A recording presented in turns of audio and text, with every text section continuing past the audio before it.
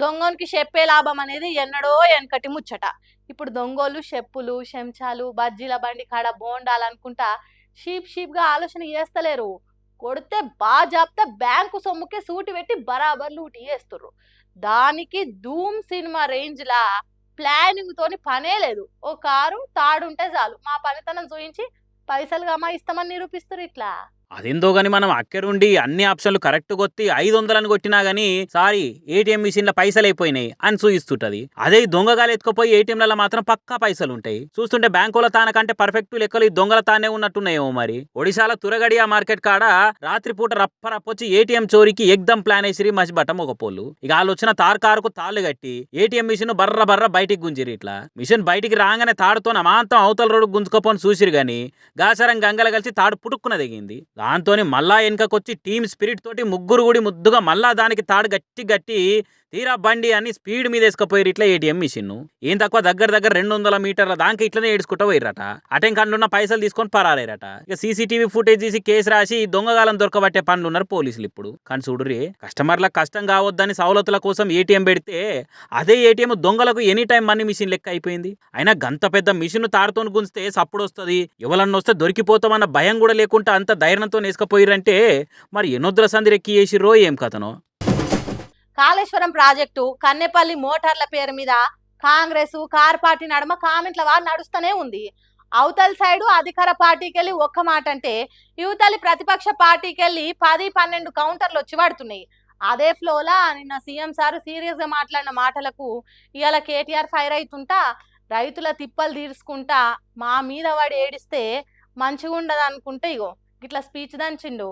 2-3 వారాల సంధి సభ ఏదైనా సందర్భం ఏదైనా గానీ కాళేశ్వరము కన్నెపల్లి పంపుల ముచ్చటనే సెంటర్ చేసి ఈటల సొంటి మాటలు ఇసురుకుంటారు కదా బీఆర్ఎస్ కాంగ్రెస్ వాళ్ళు. ఇక నిన్న ఖమ్మం సభల సీఎం సీరియస్ అవుతుంటా భద్రాచలం రాముల వారి మీద ఒట్టేసుకుంటా గట్టిగానే మాట్లాడుతుంటా కార్ పార్టీ మీదనే కౌంటర్ లేసిన దానికి కేటీఆర్ రప్పున రంగంలోకి దిగిండి. ఇట్లా ఇది కాలం తెచ్చిన కరువు కాదు, కాంగ్రెస్ రుద్దుతున్న కరువు అని అనుకొచ్చిండు. ఏ కేసీఆర్ పని అయిపోయింది, బీఆర్ఎస్ కథే ఓడిచిపోయింది అన్నట్టు మాట్లాడిన రేవంత్ సార్ మాటలకు సెంట్రల్ కాంగ్రెస్ పార్టీ ఎలక్షన్లలో ఓడిపోతుంటూ వస్తున్న ముచ్చట ముంగటేసి ఇచ్చి పడేసింది. ఇట్లా హైట్ ఒకటే తక్కువ అనుకున్నా, బుర్ర కూడా తక్కువ అని ఈ మధ్యనే తెలిసింది. అందుకే అనేది మాట్లాడేటప్పుడు ఒళ్ళు దగ్గర పెట్టుకొని మాట్లాడాలి. మీ రాహుల్ గాంధీ గారు వరుసగా 2014 నుంచి ఇప్పటిదాకా 3 ఎలక్షన్లు ఓడిపోయింది. అయితే ఖతం అయిపోయిందా కాంగ్రెస్? ఉంటుంది కదా, అడుగో బొడుగో అన్నీ ఉంటుంది. అట్లాంటిది ఇంత పవర్ఫుల్ పార్టీ, రాష్ట్రం తెచ్చిన పార్టీ, అంత పవర్ఫుల్ నాయకుడు ఒక్క ఎలక్షన్లో మీ అన్ని అబద్ధపు మాటలు చెప్పి ప్రజలను గోల్మాల్ చేసి దొంగ ఓట్లతో గెలిచినావు నువ్వు. నీకే ఇంతుంటే తెలంగాణ ప్రజల మీదకి తుపాకీ తీసుకుపోయిన నీకే ఇంతుంటే తెలంగాణ తెచ్చిన మాకెంత ఉండాలని పెట్టుమని. అంత సిపాయి అయితే మొలకెత్తని అన్నట్టుండు కదా, పెట్టుమని రాష్ట్రంలో ఎలక్షన్లు పెట్టుమని.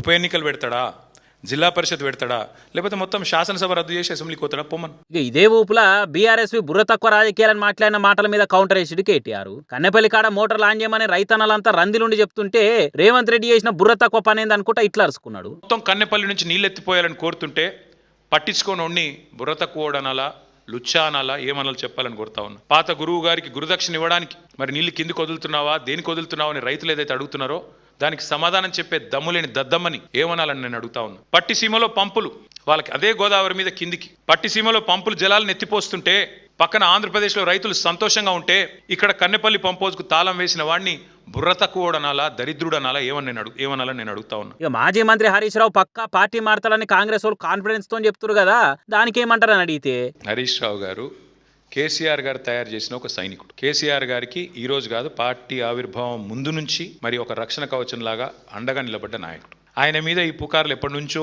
వస్తూనే ఉన్నాయి. కాబట్టి శీల పరీక్షలు పెట్టాల్సింది ఎవరికన్నా ఉంటే ఈ దేశంలో, ఈ రాష్ట్రంలో రేవంత్ రెడ్డి గారికి. ఎందుకంటే ఆయనలాగా మాకు లాలూచి పడే అవసరం లేదు, ఆ పరిస్థితి లేదు. రేవంత్ రెడ్డి ఢిల్లీ పోతే ఏం చేస్తాడో నాకు తెలుసు, మీ మీడియా మిత్రులకు కూడా తెలుసు. మీరు సిగ్గుపడుతున్నారు, చెప్తలేరు. పొద్దున కాంగ్రెస్తో ఉంటాడు, రాత్రి బీజేపీతో ఉంటాడు. ఆయన గురించి ఎవరికి తెలియదండి. రాత్రి పోయి బీజేపీలో కాళ్ళు పట్టుకుంటాడు, పొద్దునంతా కాంగ్రెస్తో డ్రామా చేస్తాడు.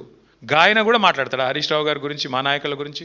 హరీష్ రావు కేసీఆర్ తయారు చేసిన సైనికుడా అనుకుంటా ఎగ్దమ్ ఎలివేషన్లు ఇచ్చింది. ఇట్లా ఇక చెప్పేదంతా అయిపోయింది అనుకుంటా కేటీఆర్ లేచి వెళ్ళిపోతుంటే మన జర్నలిస్టుల నుండి సార్ మరి మాకు వచ్చే ఎలక్షన్లలో 117 సీట్లు వస్తాయని సీఎం రేవంత్ సార్ నమ్మకంతో నలుగురులో చెప్తున్నాడు, దానికేమంటారు అని అడిగితే 7 కూడా రావు.